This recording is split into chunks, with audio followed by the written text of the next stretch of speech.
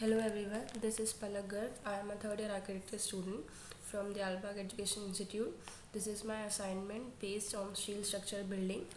So, steel structures. This has become a common word in the vocabulary of construction. Steel structures are metal structures made up of structural steel.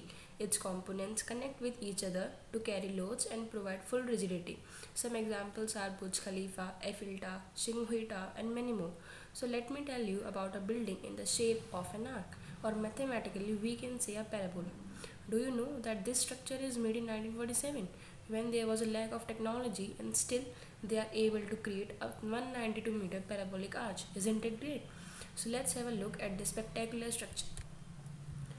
These are the topics that we will discuss about: introduction, construction, foundation, fun facts, and references.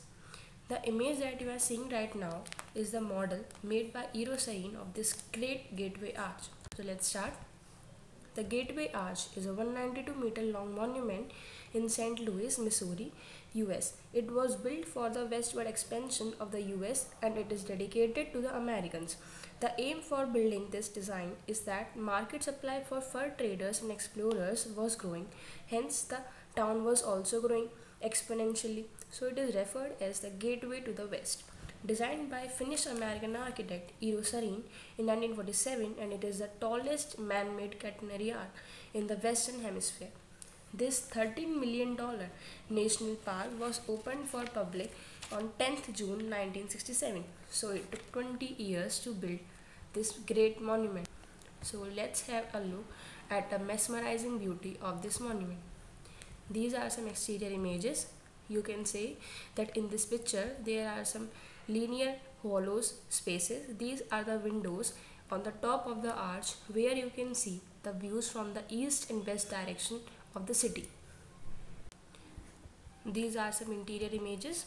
This first image is the top of the arch where we can see the east and west side views from this top of the arch of the city. This is the entrance. This is the museum art gallery in the arch. This is the view that we will able to see from the top of the arch, and this is the time capsule tram car which will take you to the top of the arch to see the views of the city. So after having seen the mesmerizing beauty, you will all be wondering that how this spectacular structure is made. So let's have a glance at the constructional specifications. It is a 630 feet, that is 192 meter long and wide memorial. One can only see the sparkling stainless steel skin outside and inner skin of carbon steel. Entrance to the arch is from the underground George B. Hartsock Jr. Visitor Center. Visitors are carried to the observational platform by a unique 40 passengers train, which will take 10 minutes for the round trip. This platform is 65 by 7 feet with plate glass windows providing views in east and west direction separately. There are elevators and stairways for emergency purpose only. This is the structural formula of the geometric form given by the Hans-Carl Bendel. The double wall triangular sections were placed one on top of another and then welded inside and out to build the legs of the arch. The arch has no real structural skeleton. Its inner and outer steel skins join to form a composite structure given its strength and performance. The design of this structure is based on stressed skin design.